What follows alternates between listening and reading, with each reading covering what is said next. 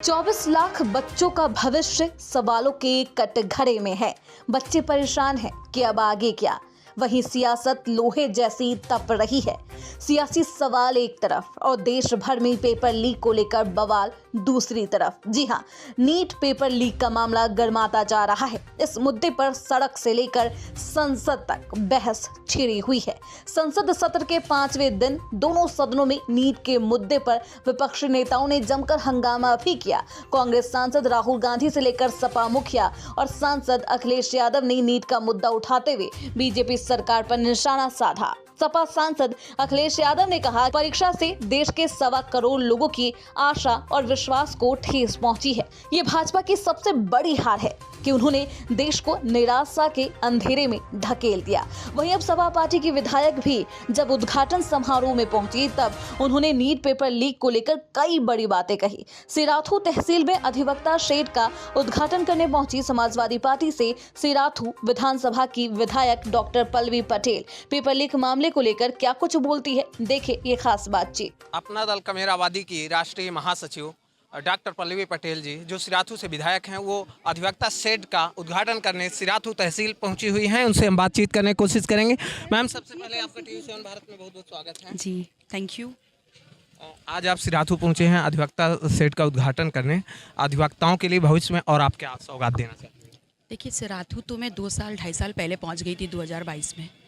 तब से लगातार सिराथू के लोगों के बीच में हूँ और मेरे सामने पहली बार मेरे माननीय अधिवक्ताओं ने एक मांग रखी थी। उनको एक शेड चाहिए था और मैंने उनसे ये वादा किया था कि जल्द से जल्द उनको एक शेड दूंगी। और आज आपके सामने मैं उस शेड के लोकार्पण में आई हूँ और मैंने ये जनता को समर्पित किया है।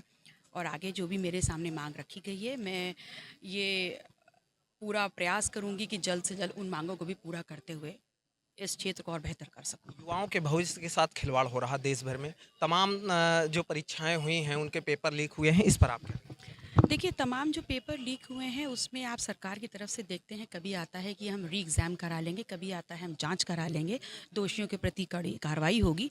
लेकिन मेरा ये मानना है कि जो आपको री एग्ज़ाम 6 महीना बाद कराने हैं वो आप 10 दिन या 15 दिन के अंदर क्यों नहीं करा लेते? क्योंकि भारतीय संविधान, ये लॉ ये कहता है कि जो न्याय देरी से होता है वो भी अन्याय की कैटेगरी में आता है। तो अगर आप वास्तविकता में इस देश के नौजवानों के साथ न्याय करना चाहते हैं तो आप उसमें जांच क्यों बैठा रहे हैं? पेपर तो लीक हो ही गया, अब आप तुरंत उसको री एग्जाम कराइए, and that too within a tenure of some 15 days and with the same admit card which has been issued to the students. क्योंकि एक छात्र गरीब परिवार से जो आता है, चाहे अमीर परिवार से आता है, वो एक परीक्षा के लिए मानसिक तौर से कितना टेंशन में रहता है, उसकी फैमिली टेंशन में रहती है। और एक पेपर लीक होने से उनका आर्थिक और मानसिक दोनों ही शोषण इस देश के युवा का और उनके परिवारों का हो रहा है। तो जिम्मेदारी सरकार को लेनी होगी और अपने आप को इन बहानों के पीछे मत दबाए कि हम जांच करेंगे, बल्कि आप उनके भविष्य को सुनिश्चित करते हुए री एग्जाम तुरंत के तुरंत करवाइए और ये सुनिश्चित करिए कि इस बार पेपर लीक ना होने पाए। प्रकाश राज भर की पार्टी के विधायक का नाम आ रहा, वीडियो तमाम वायरल हो रहे हैं, इस पर आप क्या? देखिए, मुझे लगता है उनकी पार्टी के विधायक का नाम आ रहा है तो वही ज़्यादा जस्टिफाइड आंसर आपको दे सकते हैं।